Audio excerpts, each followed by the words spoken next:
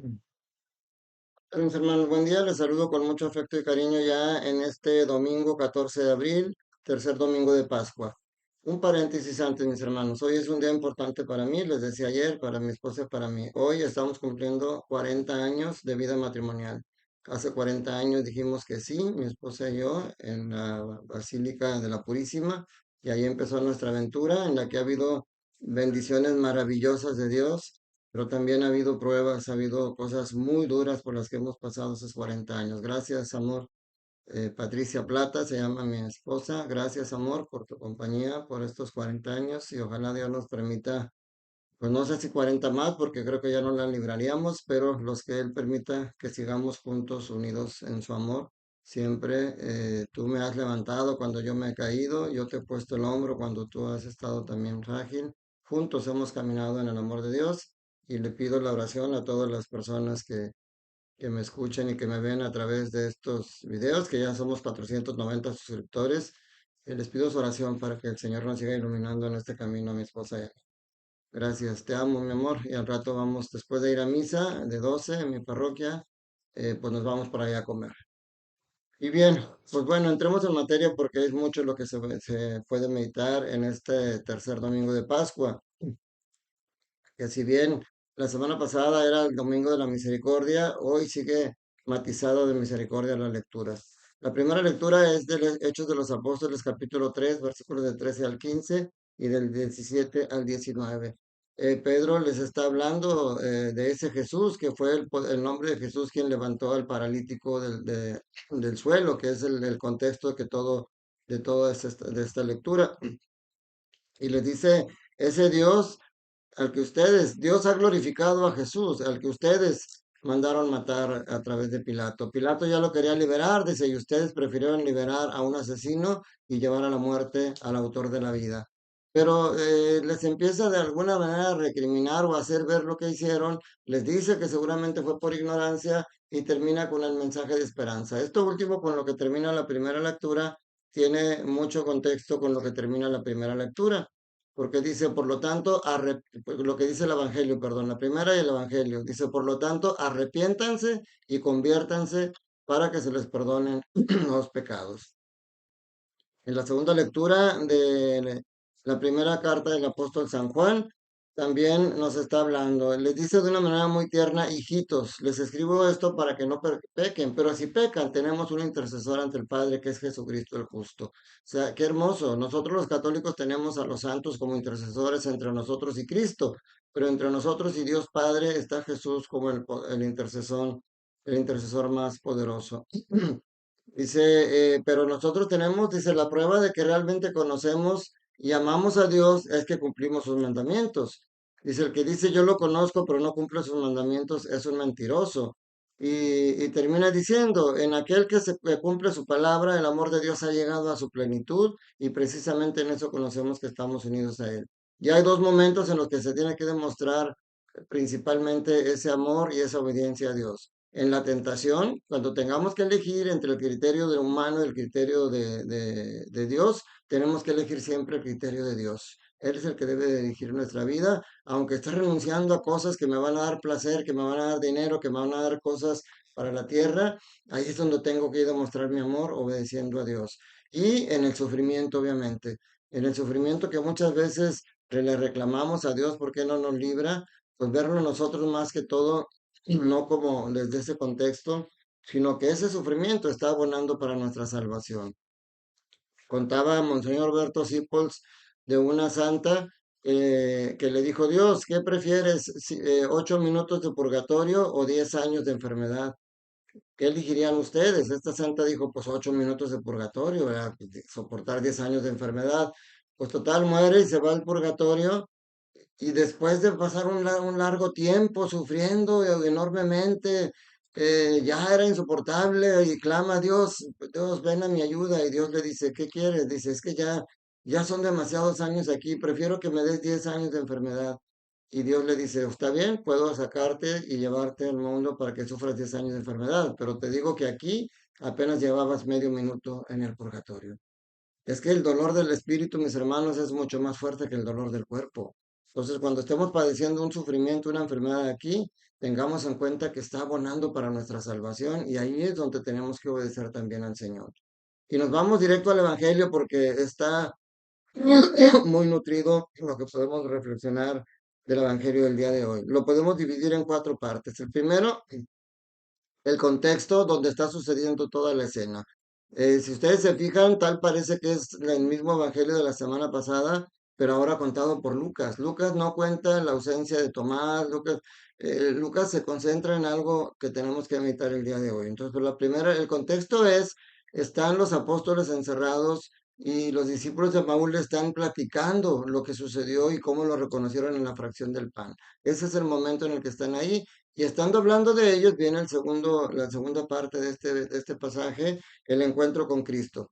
Cristo se hace presente a pesar de estar las puertas cerradas. Él con su cuerpo glorioso entra y les dice, la paz esté con ustedes. O sea, y nuevamente ese hermoso regalo de la paz.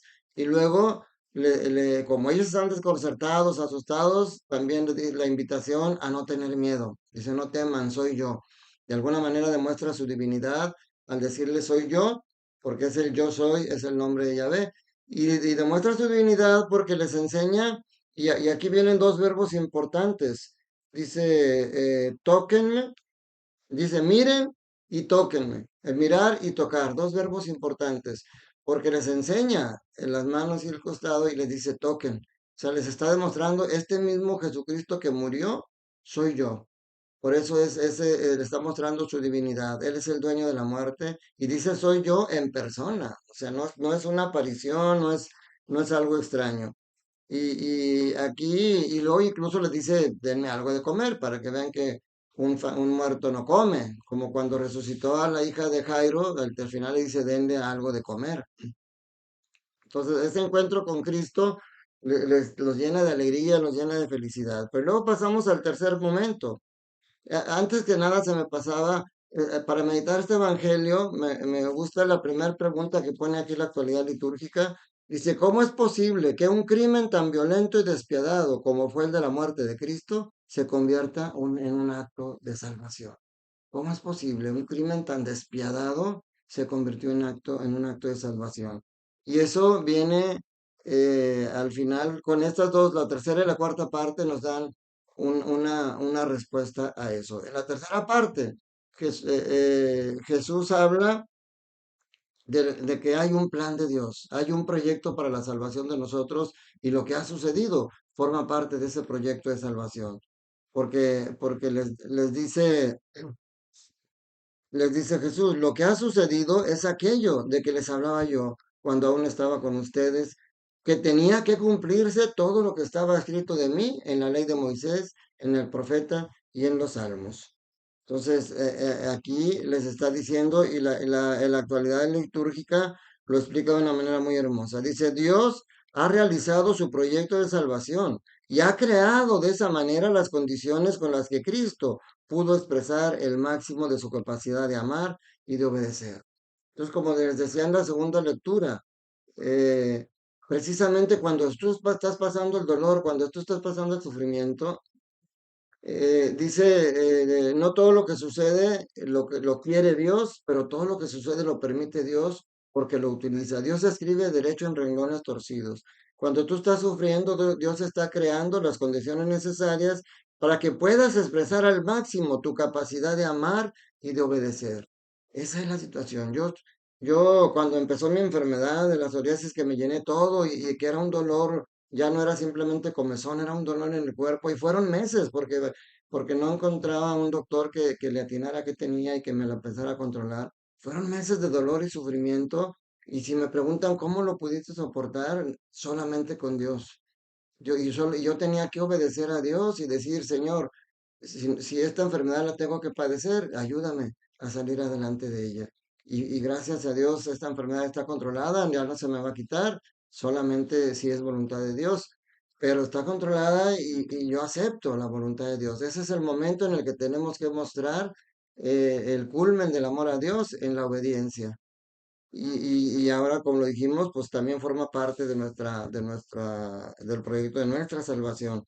Y la cuarta parte que termina por responder a la pregunta de cómo es posible que un crimen tan violento y despiadado como fue la muerte de Cristo se convierta en un acto de salvación, porque te dice, les abrió el entendimiento para que comprendieran las escrituras. Esto es algo que tenemos que pedirle al Señor siempre, que nos abra el entendimiento para comprender las escrituras. Pero, qué es lo que necesitamos?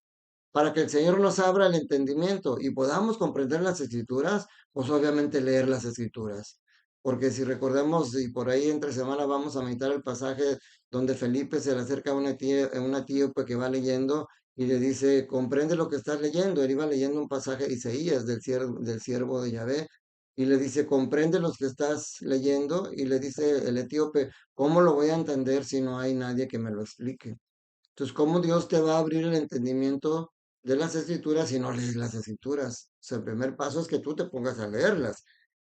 Y dice, y entonces les dijo, está escrito que el Mesías tenía que padecer. Fíjense, aquí hay cuatro verbos importantes que tenemos que reflexionar. El verbo padecer, el verbo resucitar, el verbo perdonar y el verbo convertir, que si se acuerdan fueron con los que terminó la primera lectura. Estos cuatro verbos son importantes porque dice, está escrito que el Mesías tenía que padecer. Ese es el primer punto, tenía que padecer.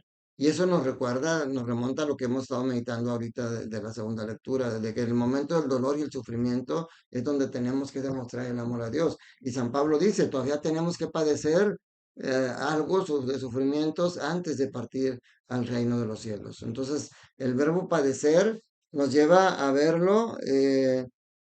Nos lleva a ver este padecimiento que puede indicar la gravedad del error, la gravedad del pecado, porque si tenemos pecados muy graves, pues obviamente el purgatorio tendría que ser muy fuerte y nos lleva al padecimiento aquí en la tierra para empezar a purgar esa pena. Entre más grande sea el pecado, más grande tiene que ser nuestro sufrimiento, no como castigo, sino como purificación. Eso, y les ponía el ejemplo en la primera lectura de esa santa que quería pasar 8 minutos en el purgatorio y se le hicieron eternos. Indica la gravedad del pecado, pero también habla de la infinita misericordia de Dios en el padecimiento. Aunque Jesús dijo, Padre mío, ¿por qué me has abandonado? Realmente él sintió siempre la frescura y el amor de Dios junto a él, y es lo que sientes tú cuando estás sufriendo, cuando estás padeciendo alguna enfermedad. Y luego el segundo verbo, resucitar, pues como fruto de esto. O sea, tú cuando estás sufriendo, cuando estás en el dolor y el sufrimiento, cuando tú lo unes a la cruz de Cristo, cuando tú oras, cuando tú aceptas, cuando tú obedeces, el fruto es que, o aquí en la tierra, vas a resucitar, o sea, vas a salir de esa enfermedad, vas a salir y vas a levantarte más fuerte que nunca en tu fe, o vas a resucitar literalmente en el reino de los cielos, porque el fruto de la resurrección es el fruto de la aceptación de la muerte uniéndola a la cruz de Cristo. O sea, el primer requisito para poder resucitar es estar muerto. Un vivo no resucita. Y el tercer verbo es perdonar. O sea, es perdonar que va junto con el verbo convertir, que aquí no lo dice literal convertir, pero dice que había de resucitar de entre los muertos al tercer día. Y dice, y que en su nombre se había de predicar a todas las naciones, comenzando por Jerusalén, la necesidad de volverse a Dios. Este es el verbo convertir. Convertirse no es simplemente cambiar de camino de un lugar a otro, es volverse a Dios. Y que Él entre en tu corazón y que tu conversión salga de dentro. Convertirse no es simplemente cambiar de conductas. Convertirse es cambiar en tu fe, cambiar en tu interior, aceptar la fe en el amor de Dios, y eso va a llevar como consecuencia el cambiar de conductas. Pero tiene que ser desde adentro. Cuando lo hacen nada más desde afuera para quedar bien, no, por eso las cosas están como están, no tiene resultado. Y dice convertir para el perdón de los pecados, porque esto, precisamente Jesús murió para que nuestros pecados, que el pecado es el que nos impide la entrada al cielo.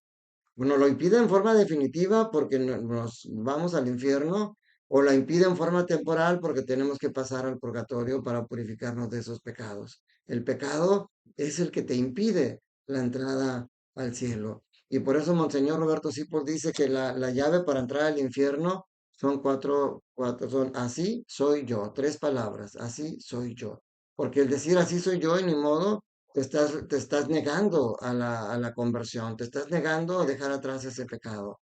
Por eso les digo que esta es la respuesta a la pregunta de cómo una muerte tan dura se convierte en salvación, porque precisamente te purifica y te limpia del pecado. Dice, el último enemigo en vencer será la muerte, porque la salaria del pecado es la muerte, y una vez que la vences y entras al cielo, ya la muerte no va a entrar, no va a tener poder en ti, como no la tiene poder en Cristo.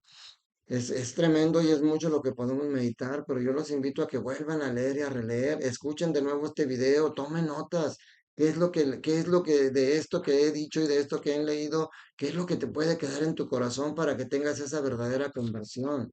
El Señor no viene a condenar, pero si tú no aceptas lo que Él dice y no te conviertes, tú te estás condenando solo. Dice San Juan, el motivo de la de la condenación es esta, que habiendo llegado la luz a tu vida, tú prefieres seguir viviendo en las tinieblas del pecado. Dios te ama, mi hermano. Es que Dios no quiere que te pierdas. Ah, entonces, ¿por qué estoy sufriendo aquí? Jesucristo sufrió un chorro y eso no quiere decir que Dios no lo amara. Mira la cruz, fue por ti porque te amo, dice. Por eso te digo que hagas ese ejercicio de ponértelo en el pecho y le pidas al Señor que sane tu corazón, que lo purifique y que realmente pueda lograr ese plan de salvación en ti. Porque como dice San Agustín, el que te creó sin ti, no te salvará sin ti. Tú tienes que tomar la decisión. Dios te ama y te está esperando. Que la bendición de Dios Todopoderoso, Padre, Hijo y Espíritu Santo, descienda sobre ustedes, sus familias, trabajos, escuelas y permanezca para siempre. Te mando un fuerte abrazo y por favor, una oración les pido el día de hoy por mi esposa y por mí. Gracias, te mando un abrazo y que Dios te bendiga.